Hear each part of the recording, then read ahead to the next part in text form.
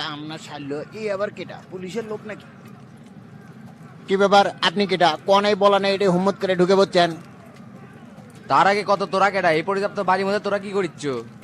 ক্যারে করলা খুব তো করলো যে এটি ভূত জিন থাকে, দেখ তো মানুষও আছে। সেটাই তো হলো, এরা এটি কি করিচ্ছে? রমজান ভাই ভিতরে ঢুকে দেখেন তো আসলে এটি চলিচ্ছেটা কি। এ আর এক পা গেলে কিন্তু মাথার খুলি গুলি করে উড়ে তোমার এখান থেকে চলে যা করছি। ও মা, এদিকে গুলি করা ভয় দেখাচ্ছে রে। এ রমজান ভাই সাইড হন সাইড হন, গুলি করলো গুলি করলো। এই গোল্লা ধর চালাক, পালালো পালালো। ধরছি ভাই ধরছি। কে রে, টেরা গুন্ডি গেল? ওই দুইটার পিছনে ধাওয়া নিছে ভাই।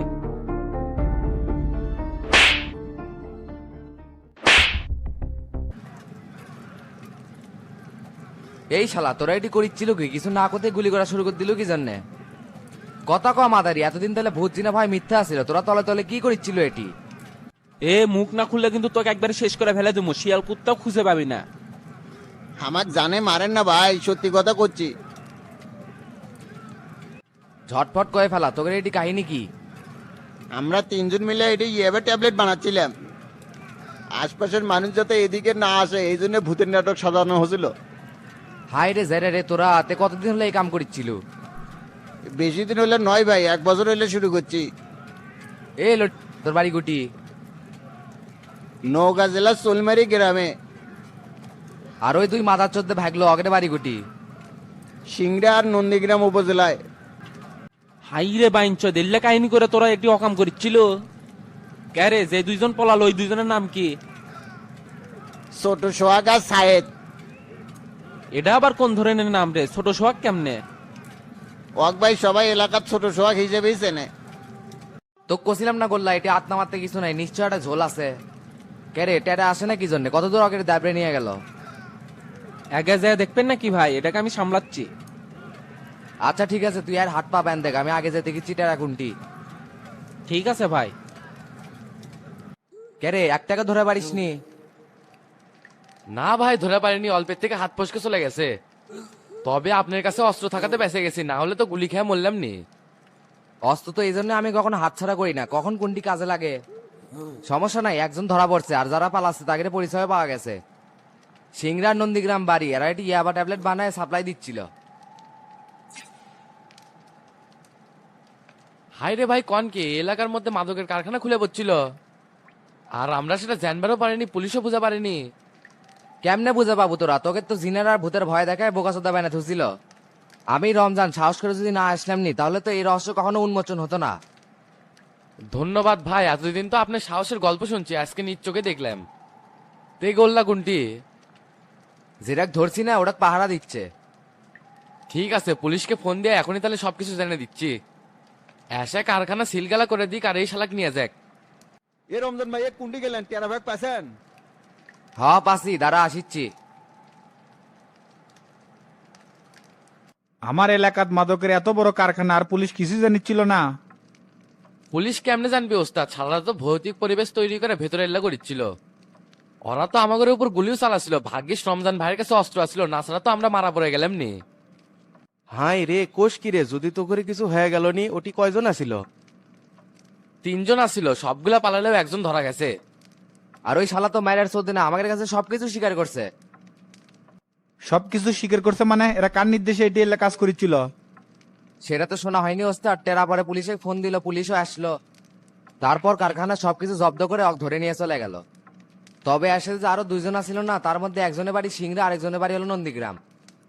আর তোরা ডিরেক্ট ধরছো ওর বাড়ি কোনটি? নওগাঁ জেলার চিলমারি গ্রামে। সব তো দেখিচ্ছে বাইরের লোক, নিশ্চয় এরা এলাকার কারো সাপোর্ট এলাকা কাম করেছিল। ক্যারেট এরা গাজীর বিল্ডিং মূলত এটা কার? এটা আসলে ময়নাল গাজীর বিল্ডিং, পরে ওই দত্তবাবু আছে না চা বানাচ্ছিল, ওই কিনে নিছে। তাই তো অনেকদিন আগে মারা গেছে। হ্যাঁ সেটা তো জানি, এরা দত্তবাবুর আত্মা সাজা এলাকার মানুষের ভয় ভীতি দেখে ত্রাস সৃষ্টি করে রাখছিল, যাতে ওই বাড়ির আশেপাশে কেউ না যায়, আর ওরা নিশ্চিন্তে এল্লা বানাচ্ছিল। আর থানার ওসি ওই বাড়িটা রেস্ট্রিকশন করে দিয়ে জনসাধারণের ওইদিকে যাওয়া নিষেধ করে দিছিল। দেখছো শামসু, এই ওসি যথেষ্ট গাফিলতি আসিল, গাঁও সারা ভাব নিয়ে থানা হ্যান্ডেল করেছিল।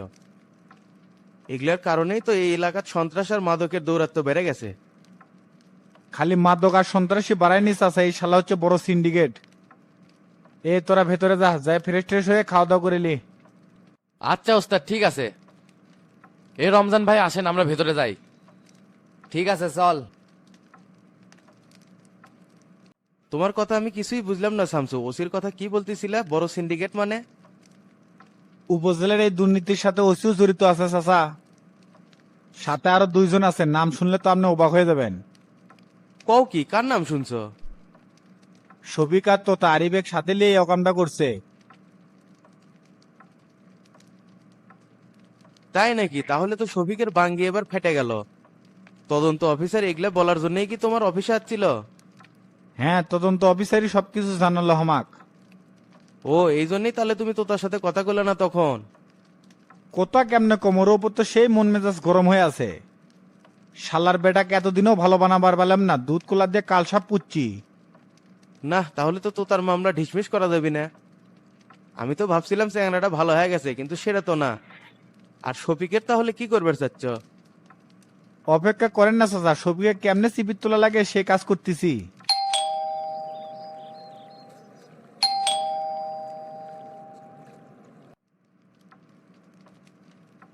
কি ব্যাপার, এত রাত্রে আবার কেডা আসলো? কে? দরজা খোলা আছে, ভেতরে আসেন। আরে হাবিব ভাই, যে এত রাতে আপনি কোত্থেকে আসলেন? এই দিক দিয়েই যাচ্ছিলাম বারে, ভাবলাম তোমার সাথে না দেখা করে যাই। তাই নাকি? তে বসেন। তা কি খবর কন, এই রাত্রেবেলা কুটি গেছিলেন? আমার যে ঠিকাদারির ব্যবসা আছে সেটা তো জানোই মাস্টার, ওটাই আবার চালু করলাম, তাই না দৌড়াদৌড়ির মধ্যে আছি। ভালোই করছেন। তা নতুন করে আবার কোনো কাজ ধরবেন নাকি? না ধরে তো উপায় নাই, পোলাপান চালাবের গেলে তো টাকা পয়সার দরকার আছে। আর রাজনীতির পাশাপাশি যদি সাইড ব্যবসা না থাকে তাহলে কেমনে চলে? তুমি তো জানোই আমি ওগুলো 2 নম্বরই চিটার বাটপারি করি না। হ সেটা তো জানি, আপনি হচ্ছেন সাধু লোক। ঠিকাদারি ব্যবসা আবার চালু করলেন, তে অফিস লেছেন কোনটি? কে আগেরটাই তো আছে, নবাববাড়ি রোডে যেটা আছিল। তে শামসু, তোমার কাছে যে জন্য আসলাম, আগামীকাল কিন্তু বাগবাড়ি রোডে টেন্ডার ওপেন হবি। তুমি যদি ইওনোকে একটু বলে দিতা তাহলে আমার টেন্ডারটা পেতে সুবিধা হতো। তোমার সাথে তো ইওনোর সম্পর্ক ভালো আছে, তুমি কোলে না করবি না? এলে ব্যাপারে আমি তো কোনোদিন লাগ গলাইনি হাবিব ভাই। এখন উপজেলার কি সিস্টেম হয়ে আছে সেটাই তো বুঝতেছি না। হোক হোক, তুমি একটু ইউনক বলে টেন্ডারটা নিয়ে দাও, বেচারা তো আর অন্য কিছু করে না। আচ্ছা আচ্ছা, বলে দমনি। তবে হাবিব ভাই, এটা পারলে কিন্তু কাজ 100 করা লাগবে। দুর্নীতি করলে কিন্তু আমার মান সম্মান থাকবি না। আর যে টেন্ডার লিভার চাচ্ছেন, এটা কিন্তু বাগবাড়ি থেকে বগুড়ার মেন রোড, কাজের মান কিন্তু ভালো হওয়া লাগবে। কি যে কও শামসু, আমি যদি টেন্ডারটা পাই তাহলে কাজের মান অবশ্যই ভালো হবে। আমার কারণে তোমার সম্মান কোনোদিনও বিন্দু পরিমাণ নষ্ট হতে দিব না। আচ্ছা ঠিক আছে, আপনি টেনশন করেন না, আমি বলে দমনি। তাহলে আমি গেলাম শামসু, কাল সকাল সকাল উপজেলার যাওয়া লাগবে। মাস্টার গেলাম তাহলে, থাকো। আসসালামু আলাইকুম। ভিশন টিভির পক্ষ থেকে সকাল 7টার সংবাদে আমি তৌকির সবাইকে স্বাগতম জানাচ্ছি। গতরাতে ধানমন্ডির কাশিম টিভির হেড অফিসে বোমা হামলা হয়েছে। এই হামলায় পুরো ভবনটি ধ্বংস হয়ে যায়, ভিতরে যত ইলেকট্রনিক যন্ত্র অংশ ছিল সব পুরো ছাই হয়ে গেছে। 20 থেকে 25 জনের আহত হওয়ার খবর পাওয়া গেলেও এখনো কারো মৃত্যুর সংবাদ পাওয়া যায়নি। এই ঘটনার সাথে উগ্র জঙ্গিবাদের মদত আছে নাকি এটা সন্ত্রাসীদের কাজ, এখন এই ব্যাপারে কোনো তথ্য পাওয়া যায়নি। এখন আমরা সরাসরি চলে যাচ্ছি কাশিম টিভির কার্যালয়ে, ওখানে আমাদের স্টাফ রিপোর্টার আলী মন্দির আছে। হ্যাঁ আলিম, আপনি কি আমার কথা শুনতে পাচ্ছেন? জি তৌকির, আমি শুনতে পাচ্ছি। তে ওখানকার এখন কি অবস্থা? এ পর্যন্ত কতজনের হতাহতের খবর পাওয়া গেছে, আর কারো কি মৃত্যু হয়েছে? এখনো কারো মৃত্যুর সংবাদ পাওয়া যায়নি, আর যারা আহত আছে তাদের বারডেন হাসপাতালে ভর্তি করা হয়েছে। এইদিকে ফায়ার সার্ভিসের কর্মীরা উদ্ধার অভিযান অব্যাহত রাখছে। প্রিয় দর্শকবিন্দু, আমার পিছনে দেখতে পাচ্ছেন এটাই কাশিম টিভির মেইন ভবন ছিল। গত রাতে দুর্বৃত্তরা এই অফিসটা বম মারে উড়ে দেয়। এই ঘটনার সাথে কারা জড়িত, কিভাবে ঘটলো, এখনো কোনো কিছু জানা যায়নি। আমরা ধানমন্ডি থানার ওসির সাথে যোগাযোগ করছি, উনি বলছেন তদন্ত চলমান আছে, অচিরেই সবকিছু বের হবে। তবে কাশিম টিভির চেয়ারম্যান মোজাফফর তালুকদার বলছে এটা রাজনৈতিক ষড়যন্ত্র হতে পারে। এই ছিল আমার কাছে সর্বশেষ তথ্য। আপনারা আমাদের স্টাফ রিপোর্টার আলিমের কাছ থেকে শুনলেন ওখানকার বিস্তারিত ঘটনা। আর এই নিকৃষ্ট বোমা হামলার ঘটনায় দেশের প্রত্যেকটা মিডিয়া চ্যানেল তাদের নিন্দা জ্ঞাপন করেছে। একটি দেশের প্রধান সারির এরকম মিডিয়ার উপর বোমা হামলা, এটা দেশের জন্য অশনি সংকেত। প্রশাসনের ঊর্ধ্বতন কর্মকর্তাদের বরাতে জানা গেছে যে এই হামলার পিছনে উগ্রবাদী জঙ্গি গোষ্ঠীর সম্পৃক্ততা থাকতে পারে।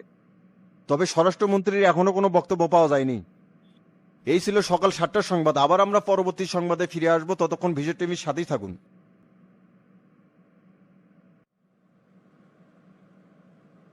এক সপ্তাহে পর পর দুটো ঘটনা ঘটে গেল তোফায়েল।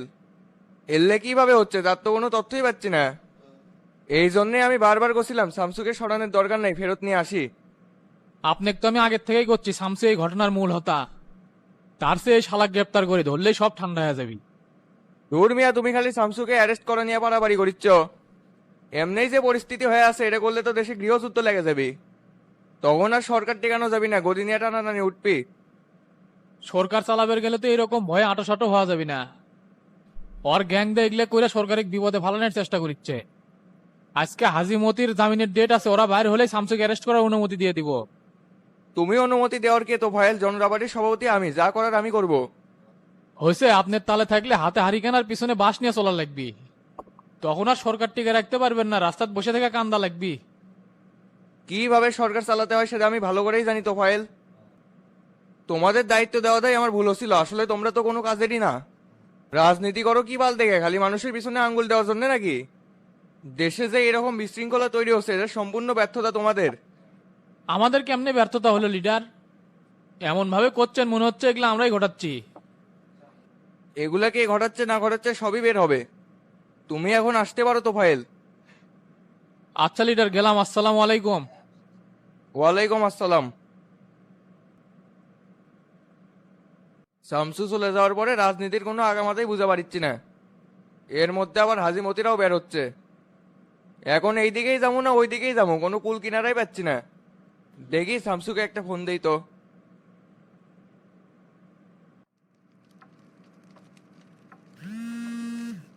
লিডার আসসালামু আলাইকুম। ওয়ালাইকুম আসসালাম। শামসু, কোথায় তুমি? আমি তো বেশ কয়েকদিন হলে বগুড়াতে আছি। তে হঠাৎ করে আবার বগুড়াতে কেন? এলাকাতে একটা হাসপাতাল দিচ্ছি, সেটা তো জানেনি। ওই কাজ শেষের দিকে তো ওটা ভিজিট করার জন্য আছি। তে হঠাৎ করে আমাক ফোন দিলেন, কিছু বলবেন নাকি? নিউজ দেখছো? গত রাতে কাশেম টিভির হেড অফিস তো সন্ত্রাসীরা বম মেরে উড়ে দিছে। দেখলাম তো, বেশি দালালি করলে কপালে এলেই হয়। তোপাইল আর হানিফেক দিয়ে একটা তদন্ত টিম গঠন করে রহস্য উদ্ঘাটন করেন। সেটা তো করবোই, তবে তুমি চলে যাওয়ার পর থেকে রাজনৈতিকভাবে খুব হেনস্থা হচ্ছে শামসু। তুমি আজকে ঢাকায় চলে এসে আমার সাথে দেখা করো। আমি তো আজকে যেতে পারবো না লিডার, এখানে জরুরি কিছু কাজ আছে। আমি ঢাকায় গেলে আপনার সাথে দেখা করবো নি। আচ্ছা ঠিক আছে।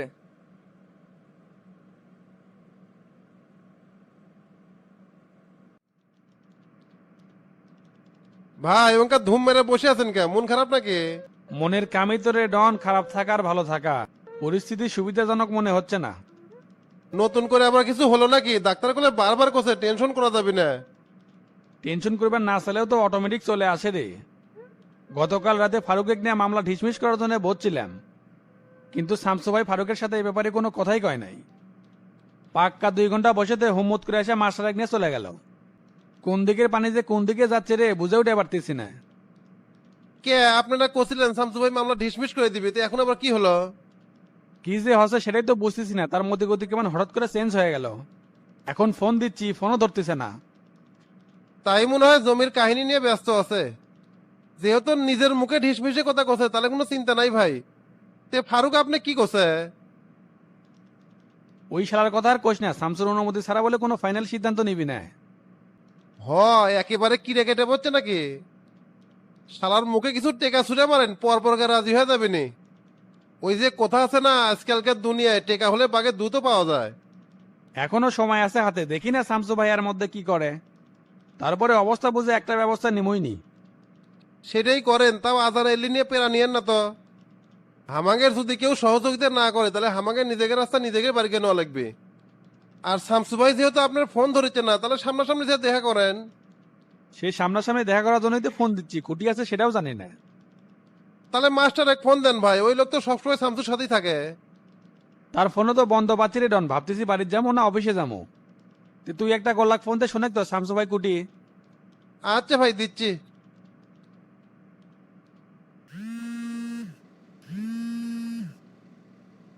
হ্যালো, কেন করছেন? আমি ডন করছি, এটা কেটে মিজান নাকি? আমি মিজান কেডা মাই তে কি খবর? কে রে গোল্লার ফোন তোর কাছে কে ওই কুটি? ভাই ঘুম পাড়িচ্ছে এই চান্সে ফোন না নিয়ে একটু গেম খেলিচ্ছে। ও তে শামসু ভাই কুটিতে মিজেন বাড়িতে আছে? স্যামসুংয়ের কি দরকার সেটা আগে কও। এ পাকনামি করছ কি জন্য? ভাইয়ের সাথে দেখা করা লাগবি, কুটি আছে সেই জন্য তোকে ফোন দিছি। রাগ হচ্ছে কি জন্য ডন ভাই? শামসু ভাইয়ের লোকেশন হুম্মত করে কাউকে দেওয়া নিষেধ আছে, এই জন্য আপনি জিজ্ঞেস করলাম। ও আচ্ছা বুঝে পারছি, তে বাড়িতে আছে না বাইরে গেছে? না বাড়িতে আছে এটা কখনোই ডনে কওয়া যাবে না।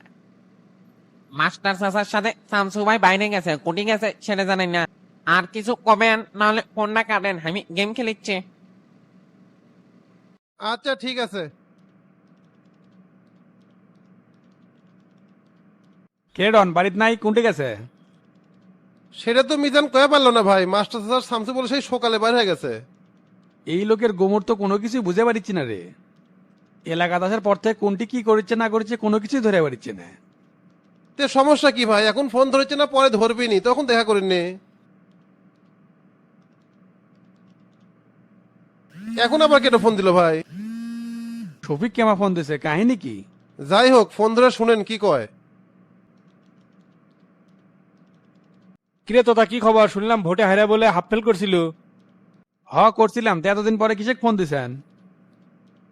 দিলাম খোঁজ খবর নেওয়ার জন্য। রাজনীতিতে তুই হাতে করে শিখেছি সেটা কি ভুলে গেছো? আমার বিরুদ্ধে নির্বাচন করে যে লাভ হলো না সেটা তো বুঝতে পারছো।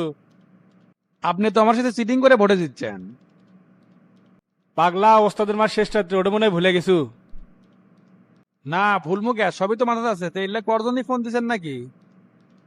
শুনলাম বন্ধুর কেস নিয়ে বলে ঝামেলা হচ্ছে। তুই শামসুর পিছনে ঘুরে কোনোদিন ওই মামলা ঢিসমিস করে পারবো? আমি কিন্তু স্পষ্টভাবে সামনে তোর বড় বিপদ দেখতে পারতিস রে তোতা। শোনেন চাচা, এমনিতে মেলা ঝামেলার মধ্যে আছে, আজ আর এলে ফেসাল পেটে মন মেজাজ খারাপ করে দিয়েন না তো। এটা আমার জন্য কি করতেছে না করতেছে সবই জানি। তুই তো ভোদাবে এমনি বুঝার পাবো আসল নকল কেটে আসিল।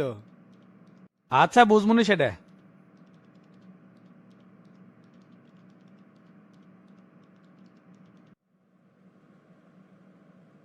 কি ব্যাপার হাবিব, উপজেলাত কি মনে করে? কে উপজেলা কি কারো বাপদাদার সম্পত্তি নাকি যে এটি আসা যাবে না? হসে যে কঠিন করে কথা করতে পারে আসা যাবে না কৃষক। তবে কৃষক আছে সেটা তো বুঝছি, টেন্ডার ডপ করছে নাকি?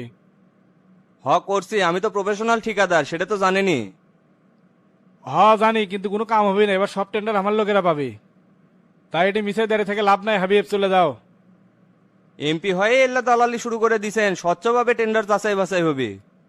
এটি মোচর দিয়ে লাভ নাই শফিক ভাই, আমি কিন্তু জেলার সেক্রেটারি। তুমি জেলার সেক্রেটারি আছো তাই কি আছে? তুমি মনে হয় ভুলে গেছো আমি এই আসনের এমপি। হাবিব আগের দিন কিন্তু বাগে খাচ্ছে, এখন থেকে কালভার্ট নদী শাসন সবগুলো টেন্ডার আমার লোকই পাবি। এতই সোজা হয়ে গেল? এটা কি মগের মুল্লুক চলিচ্ছে নাকি? যেটা মনে করো, নির্বাচনে আগে তো অফার দিছিলাম মনে আছে? হাবিব সেদিন যদি রাজি এলেনি তাহলে কি আজকে এসে হায়তাস করা লাগে? কেটা হাই হুতাশ করিচ্ছে? আর হাবিব বেইমান নয়, যে পাতে খায় সে পাতে বিষটা ছাড়ে না। এমপি হয়ে যে ফাল পারিচ্ছেন সেটা কিন্তু বেশি দিন থাকবি না। সিয়ার যে কোন মুখে উড়ে যাবি চিন্তাও করবে পারিচ্ছেন না। পাগলের সুখ বলে মনে মনে তোমার আছে সেই হাল। কাক যে কেটে উড়ে দিবি সেটা সময় করে দিবি, কেবল যে খেলা শুরু। তাই অপেক্ষা করো, সামনে আরো মেলা কিছু দেখতে পারবে। দেখমুনি কি বালটা সেরেন, আজকে এই টেন্ডার আমি নিয়ে ছাড়মু। তুমি আজকের এই টেন্ডার কেমনে পাও আমি সবিক দেখে নেবো। আচ্ছা ঠিক আছে, চ্যালেঞ্জ অ্যাকসেপ্টেড। দাঁড়া শামসুক আগে ফোন দিই, দেখি তুই টেন্ডার কেমনে হাতে নিস। সকল বন্দী ভাইদের নাম ঘোষণা করা হচ্ছে, তাদের প্রত্যেকেরই জামিন। হাজী সিদ্দিক পিতা কামরান সিদ্দিক, ধোলাইখাল, পুরান ঢাকা। মতিউর রহমান পিতা আতিকুর রহমান, ধানমন্ডি, ঢাকা। মুসা ইব্রাহিম পিতা সাদিকুল ইসলাম, গাবতলী, ঢাকা। আপনাদের প্রত্যেকেরই জামিন। 10 মিনিটের মধ্যে থালাবাটি কম্বল নিয়ে মেইন গেটের সামনে চলে আসেন।